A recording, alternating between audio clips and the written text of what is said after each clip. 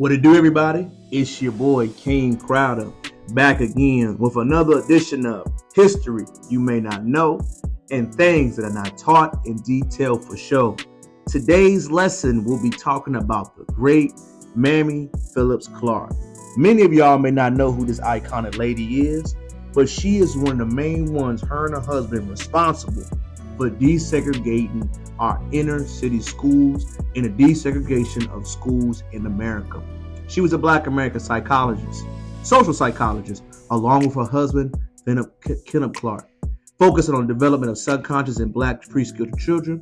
She was born and raised in Hot Springs, Arkansas, where she received a post-secondary education at the great Howard University in D.C., where she earned her bachelor's and her master's there.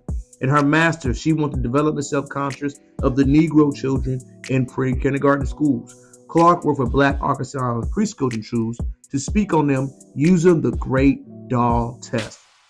We will delve into how that doll test affects children as young as infants and little kids, how they were racially discriminated, and how that discrimination went into the groundbreaking case of Brown versus the Board of Education.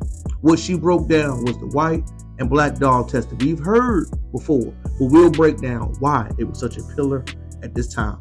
In her background, she was born in Hot Springs, Arkansas, Mamie Phillips Clark, where she attended a highly segregated school, including a Catholic highly segregated elementary school. Her father was Harold H. Phillips, born in America. He was a well-respected physician and manager of a resort. And her mother was also a homemaker. She was often with her husband and worked as a physician, and her younger brother who worked as a dentist, who became a dentist. She described herself as education as subservience in the area. She knew racial segregation was around at the time. She was a very happy child, but when she went to school, she felt the segregation. She felt how different she was. They made her aware that she didn't have privilege as the white counterparts in her school. Clark graduated from Langston High School, even though it's very common for Black schools to do so. She received 2 offers of scholarship at prestigious Black institutions. She received it from Fisk and Howard. She decided to go to Howard University in 1934. Despite her attending college in the Great Depression, her father was able to send her $50 a month because he loved her. She majored in math and minored in physics. It was highly unusual for a Black woman to receive education around that time in no subject. At Harvard, she met her future husband, Kenneth, who was a master's degree student of psychology. It was Kenneth who urged her to pursue psychology because it would explore her interest in working with children. Philip once said, "I had an interest in children. I knew his wife at the time had the same interest, and by her senior year, she graduated magna cum laude in that subject." She immediately enrolled in the Higher Psych graduate program because she loved it. She saw how Black children faced the race-conscious issue and how it was so under-discussed and under-taught as a subject that we deal with. During her summer program, she made sure she worked on the law student chapters, local DC areas, and enjoyed the legal fund for Association of Colored People.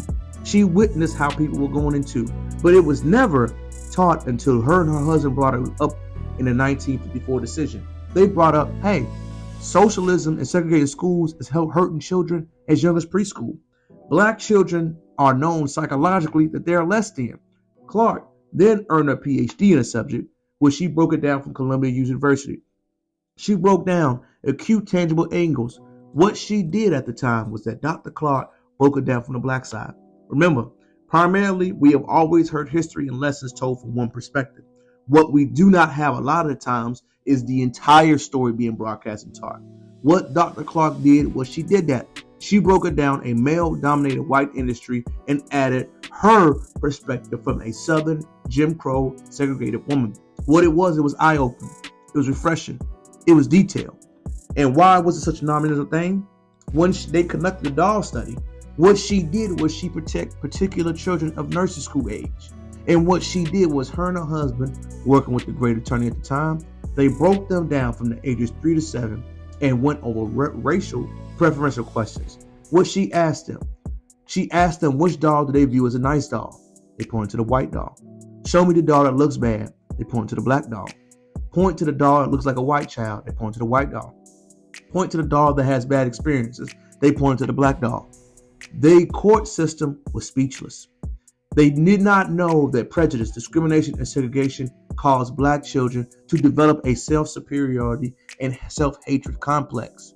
What they did not know in this country that effects were happening long term. White communities were floored, eye-opening. They were galled. They did not know that what they were pushing was causing self-hate in children. As a part of the study, they eye-opened the whole segregation movement, which they had to navigate and expunge this groundbreaking lawsuit. If it was not for the Clarks and their eye-opening dog study, what changes would happen? In addition to the research that was done in the dog study, she had research of segregated school from 3 to 5, gave them plenty of examples on what colors and what was viewed as safe. The research was jaw-dropping. Children as young as 4 could depict black children as being a problem, black children as being harmful, black children as being racist, black children as being dumb, black children as being not smart. The study was eye-opening and monumental. White girls, black children, and colored as they called it at the time, they had to deal with the problems. They had to know that these problems were so systemic, so deep-rooted, that they had to rip it up from its core.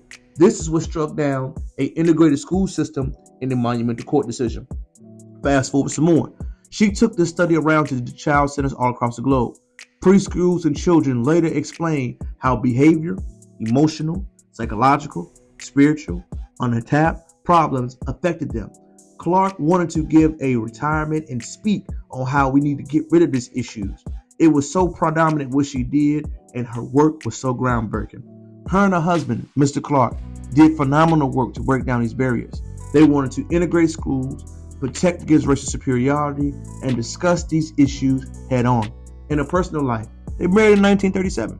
Mamie Clark collaborated with her husband in work where they were lifetime partners, and they were married for almost 45 years. Mamie Clark's death happened August 11, 1983, when she died at the age of 66. They leaving behind 2 children, Kate and Hilton Clark. Clark was very active in the community. She served as the chair of the housing community in NYC. She also showed as a broadcasting cousin of museum art. She worked in the New York public school system. She worked on multiple programs, but her lasting legacy was to show that we have a psychological race issue. We cannot run from it. Discrimination, segregation, and stereotypes must be dealt with. Her work showed that we must dig it up from the root. Identity and self-esteem hurt black people who have identified in this crisis the most. It was uncomfortable to talk about, but her research was truly remarkable. It affected women, classes, races, and all ethnicities. Sadly, like we said, she died of cancer at that age, at a young age. Mamie Clark, we want to thank you for what you did, ma'am. Thank you for your groundbreaking research. Thank you for showing that black children have an ideology concept that must be bridged part of yourself. Thank you for showing this work on how black Arkansas children have feelings too. Thank you and your husband for what you did your best to try to make sure the school system persists and continue to move forward. Mamie and Kenny Clark are the gods and the icons of our era. Have we ever learned this? Have we ever discussed what happens when race goes against discrimination? It's your boy King Crowder, back again with another hot video. Hopefully you learned something today, y'all, because this video did not disappoint. The Clarks broke down the education system from a psychological perspective, not just a legal, a mental, and a spiritual. It was deep how they broke it down using real life examples. These activists, these community pillars, show why the youth must be invested in, must be taught, and must be learned. Thank you. Hope you learned something today. Log on to the channel, Arkansas Stand Up. Until next time, it's your boy. Peace.